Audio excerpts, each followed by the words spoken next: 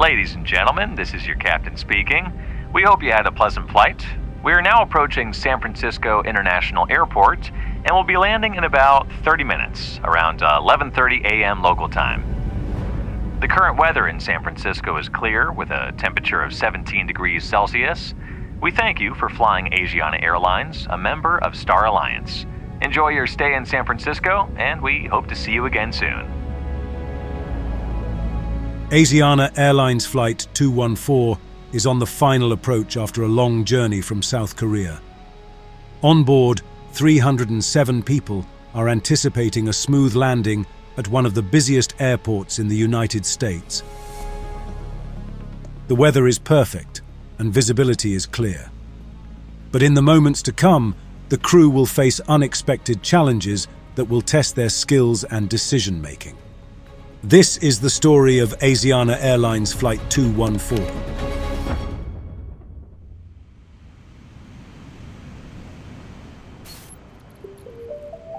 On the morning of July 6, 2013, Asiana Airlines Flight 214, a Boeing 777, was nearing San Francisco International Airport.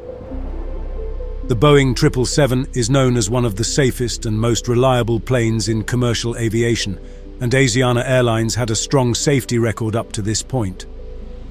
On board, the atmosphere was calm as passengers settled in for the final moments of their journey. Some looked out the windows, enjoying the clear skies and beautiful views as the plane began its descent. A crew of 4 pilots operated this flight. Captain Lee Kang-kook, who was in training on the Boeing 777, had 9,700 flight hours, but only 43 hours on this aircraft type. He was the pilot flying for this flight, with First Officer Lee Jong-min as his instructor and pilot monitoring. He had over 12,000 flight hours and was responsible for overseeing the approach and landing. A relief captain and relief first officer were also part of the crew. They took control during the cruise phase. This rotating system is standard on long-haul flights to ensure the crew is well rested before the critical approach and landing phases. For the flight crew, it felt like the middle of the night, according to their internal body clocks, as they were still aligned with South Korea time. This meant they were operating at a time when their bodies would typically be at rest, which likely affected their alertness and decision-making. Despite this, after approximately 10 hours of flight, the airplane was cleared for a straight-in visual approach to runway 28 left at San Francisco International Airport. The weather conditions were favorable for a visual approach. Winds were light and visibility was 10 miles. Runway 28 left at San Francisco International Airport measures 11,381 feet long and 200 feet wide. With its long stretch, it is well suited for handling large aircraft like the Boeing 777. The airport is equipped with an instrument landing system, a precision radio navigation system that provides short-range guidance to aircraft during their approach to a runway, especially in poor weather or low visibility. The ILS works via 2 types of radio signals, the localizer and the glide slope. The localizer helps the pilots or the autopilot keep the aircraft aligned with the runway centerline. It indicates whether the plane is too far to the left or right and helps guide it back onto the correct path. The glide slope helps the pilots control the aircraft's descent angle, making sure it follows the correct slope down to the runway. It indicates whether the plane is too high or too low on the approach. On this particular day, though, the glide slope for runway 28 left was out of service, adding complexity to the approach. Without automated guidance for their descent angle, the crew had to manually control the airplane's descent to stay on the correct glide path. While the glide slope was unavailable, the localizer remained operational, providing lateral guidance for the approach. The paid partner of today's video is BetterHelp, the world's largest online therapy service. Founded in 2013, BetterHelp is on a mission to make starting therapy easier. BetterHelp is a platform where therapists and their clients can communicate effectively and get the most out of therapy. With a large network of credentialed therapists, BetterHelp makes it easy to find someone who understands your unique needs and who can help you with a wide range of personal challenges. You get the same quality as in-office therapy with the convenience of communicating how and when you want by phone, video or messaging. With a 4.5-star rating on Trustpilot, you can feel confident in the quality of care you will receive. If you ever feel that your therapist isn't the right fit, switching to another one is easy and at no extra cost. Your mental health is just as important as your physical well-being, and BetterHelp makes it accessible and affordable. Ready to take that next step toward better mental well-being? Visit betterhelp.com/aircrashinvestigation or select Aircrash Investigation at sign up to get a special discount on your first month of therapy. Now, let's go back to the video. Captain Lee Kang-kook, who was the pilot flying, had limited experience with the Boeing 777 and had never manually landed this type of aircraft without the assistance of the ILS. This was his first time attempting a visual approach at San Francisco International Airport. Although he felt uncertain and uneasy about the situation, he remained silent about his concerns. Cultural dynamics, where deference to authority is common, likely influenced this decision. In the hierarchical environment of the cockpit, he might have hesitated to express doubt in front of the more experienced instructor pilot. At 11:12 local time, 15 minutes before landing, the relief first officer returned to the cockpit and took his seat in the jump seat behind the captain and first officer. By this point, the crew had already completed the descent checklist. As the flight continued toward its destination, the crew was cleared to descend to lower altitudes and guided to intercept a straight-in approach to runway 28 left. 9 minutes later, approach control asked the flight crew if they had the airport in sight. First Officer Lee confirmed they did, and the air traffic controller cleared them for a visual approach. The airplane was descending through 6,300 feet at an airspeed of about 211 knots, with the flaps and landing gear still up. The autopilot flight director system was in flight level change speed mode, which adjusts the airplane's pitch to maintain a selected airspeed during descent, raising the nose to slow down and lowering the nose to increase speed. The autothrottle was in hold mode, meaning the system was no longer adjusting engine thrust to control speed, leaving the engines at their current setting unless manually adjusted by the pilots.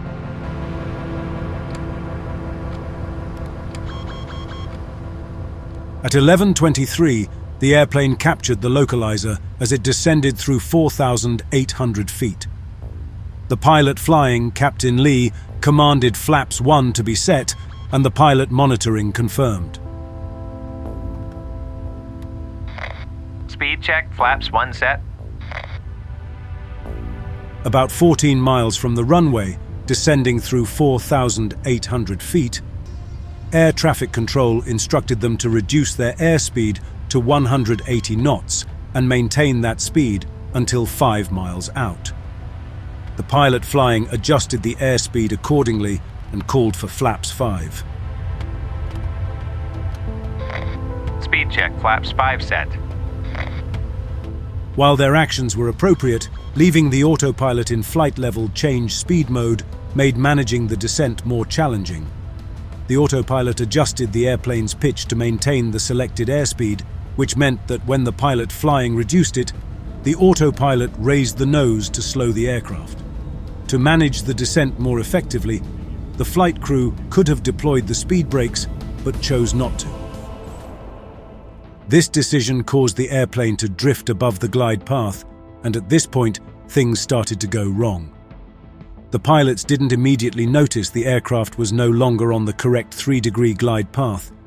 In the meantime, the descent rate dropped to 300 feet per minute, far too low to stay on course. With the airplane now about 11.5 nautical miles from the runway and descending through 4,300 feet, the pilot flying switched the autopilot pitch mode from flight level change speed to vertical speed mode, setting the descent rate to -1,000 feet per minute. In flight level change speed mode, the autopilot adjusts the descent to maintain the selected airspeed, but in vertical speed mode, the crew manually selects the rate of descent. While this gave the pilots more control over the descent rate, it also required closer attention to airspeed to avoid issues with speed management. At the same time, the auto-throttle automatically switched from hold to SPD mode.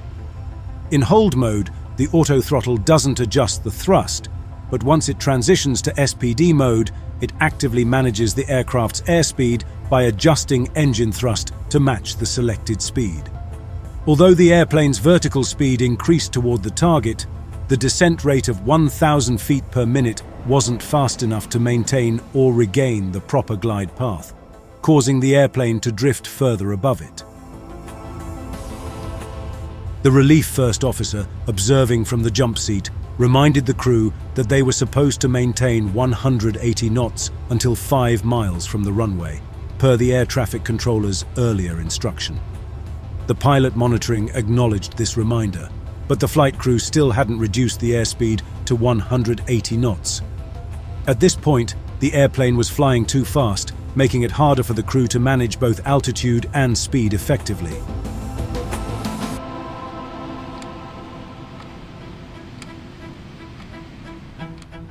At 11:24, approximately 8.5 nautical miles from the runway, the pilot flying called for the landing gear to be extended. Lowering the landing gear increased drag, which helped reduce the airplane's speed. But despite the additional drag, the descent rate was still insufficient to regain the desired glide path. The pilot flying could have also commanded flaps 20 to increase drag further, but he did not. The airplane remained about 900 feet above the desired glide path, and the workload was beginning to grow for the flight crew as they struggled to manage airspeed and altitude. The pilot monitoring noticed the airplane was positioned higher than it should be relative to the glide path. This seems a little high. The pilot flying agreed but didn't take any immediate action. A few seconds later, he asked for clarification. Do you mean it's too high? The first officer gave an unclear response, and determined to fix the situation, the pilot flying took action. I'll descend more. The vertical speed was set to -1,500 feet per minute, hoping to bring the airplane back on track. For the next 21 seconds, there was no communication between the flight crew as the airplane descended through 2,600 feet at a descent rate of 1,500 feet per minute. But even with this adjustment, the aircraft was still too high. Then, suddenly, the vertical speed was adjusted back to -1,000 feet per minute. This adjustment was inappropriate because the airplane was still significantly above the desired glide path. The aircraft needed to descend at a rate higher than 1,000 feet per minute to regain the correct descent path. The flight crew's failure to maintain the higher descent rate indicated a lack of situational awareness regarding their vertical position relative to the glide path. At 11:25, the controller instructed the flight crew to contact the San Francisco Air Traffic Control Tower, and the pilot monitoring acknowledged the instructions. Shortly after, the pilot flying confirmed that the missed approach altitude was set to 3,000 feet, which would be used in the event of a go-around. Moments later, the airplane crossed the last waypoint, descending through 2,250 feet.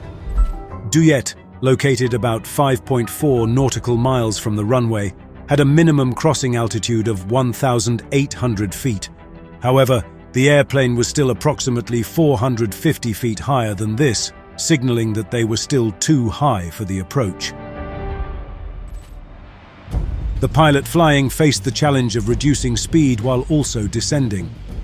Being too high at this point made it much more challenging to stabilize the approach before reaching 500 feet above ground level, a critical altitude at which the aircraft must be properly aligned and stabilized for a safe landing. Flaps 20. The flaps were set to 20 as the plane descended through 1,900 feet. Shortly after, the selected airspeed was reduced to 152 knots, and the pilot flying requested another flap adjustment. Flaps 30. Speed check flaps 30, sir. The airplane's speed was still above 170 knots, which is the maximum allowable speed for deploying flaps 30. As a result, the flaps couldn't be set to that position yet. Deploying flaps 30 would have helped further reduce the airplane's speed. With the aircraft still flying too fast and too high, the runway was quickly approaching. The pilot flying struggled to manage the airplane's vertical profile. Realizing they needed to lose altitude more quickly, he switched the autopilot pitch mode again from vertical speed to flight level change speed, without announcing the change as required by the 777 operating manual.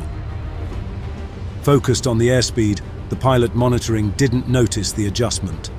Once the airspeed dropped below 170 knots, he immediately set the flaps to 30. When flight level change speed mode was selected, the autopilot responded by pitching the nose up to reduce the airplane's speed. The selected speed was 152 knots, but the actual airspeed remained at 172 knots. As the autopilot increased the pitch, the airspeed began to drop. At the same time, the selected altitude of 3,000 feet, set as the missed approach altitude, was higher than the airplane's current altitude of about 1,550 feet. In response, the auto throttle advanced the thrust levers to initiate a climb, creating a conflict, reducing speed by pitching up while adding thrust to climb. The pilot flying took immediate action, realizing this wasn't the intended outcome. He disconnected the autopilot by double-clicking the wheel switch, which prevented the aural alarm from sounding. Taking manual control, he pulled the thrust levers back to idle and pushed the control column forward to stop the climb. By manually pulling the thrust levers back to idle, he unknowingly switched the auto throttle to hold mode, which meant the auto throttle was no longer adjusting the thrust to maintain the selected airspeed. With the engines now at idle, the airplane's speed began to decrease rapidly. Unfortunately, the crew didn't realize that the auto throttle was disengaged, allowing the speed to drop unchecked. Speed. Target speed 137. At 11:26, the airplane was approximately 2.9 miles from the runway when the pilot flying adjusted the selected airspeed to 137 knots. At the time, the airplane's actual airspeed was still around 165 knots, with a descent rate of about 1,000 feet per minute. By now, the crew should have been able to see the poppy lights, which would have shown 4 white lights, signaling that the airplane was significantly above the correct glide path. Flight director off. Okay. Asiana Airlines had an informal practice of turning off the pilot flying's flight director during visual approaches while leaving the pilot monitorings on. The correct procedure, however, required turning off both flight directors before reactivating the pilot monitorings. In this case, only the pilot flyings was deactivated. If both had been switched off, the auto throttle would have switched back to SPD mode, resuming automatic airspeed control. This missed step may have helped prevent the rapid speed loss that followed. As the airplane descended through 1,000 feet at an airspeed of 151 knots, the poppy lights showed 4 whites, signaling the aircraft was still too high. Despite this, the airplane's speed was dangerously low, and the descent rate was now much faster than needed. After staying above the glide path throughout the descent, the aircraft suddenly began to drop rapidly, further compounding the unstable approach. Minimums. The crew's attention appeared divided, and the pilot flying's focus shifted between trying to maintain the glide path and controlling the airspeed. Since the approach was not stabilized at 500 feet above ground level, a critical decision height for most approaches, the flight crew should have initiated a go-around. However, the pilots did not notice that the parameters exceeded the stabilized approach criteria or assumed the deviations were minor and could be corrected in time. The airplane's airspeed began to drop below the reference speed of 132 knots, and the PAPI lights indicated the aircraft was dropping below the glide path with 1 white light and 3 red lights visible. The pilot monitoring and relief first officer observed the low airspeed, but there was no immediate corrective action. The pilot flying increased the airplane's pitch to about 4 degrees nose up, but this was not enough to arrest the descent or recover the proper airspeed. 200. As the airplane descended through 200 feet, the airspeed had fallen to 122 knots, and the PAPI lights showed 4 red lights, indicating the aircraft was now significantly below the glide path. The airplane was rapidly losing altitude, and the airspeed continued to drop, reaching 114 knots. The pilot monitoring called out, "It's low!"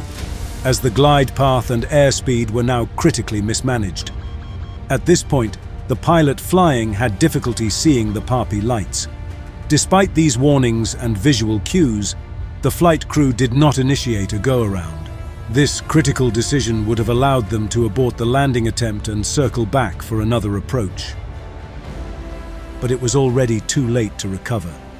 The airplane's speed had fallen to 103 knots, and the stick shaker, a warning device that activates when the aircraft approaches a stall, began to vibrate the control column. The pilot monitoring advanced the thrust levers, attempting to add go-around thrust. The engines responded, but the airplane's altitude was now just 39 feet above the ground, and the airspeed was too low to avoid impact. The pilot flying pulled back on the control column, trying to initiate a climb, but with the aircraft flying so low, avoiding disaster was no longer possible.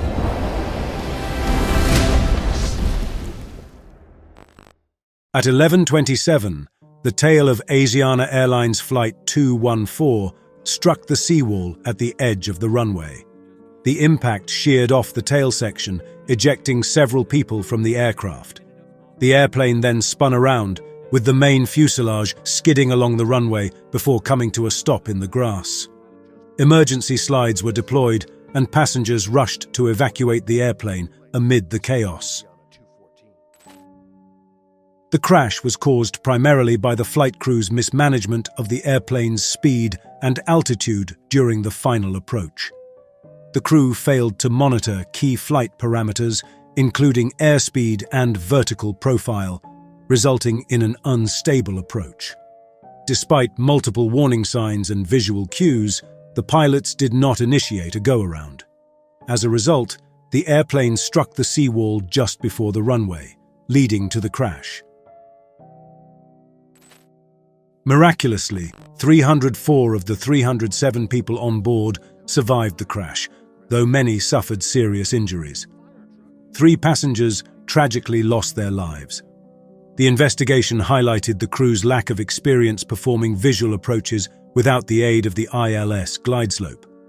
The captain's limited experience flying the Boeing 777 and the breakdown in communication between the crew significantly contributed to the accident. After the crash, several safety recommendations were made, including improvements in pilot training on manual flying skills and approaches without ILS support. The accident served as a reminder of the critical importance of situational awareness, communication, and proper use of automation.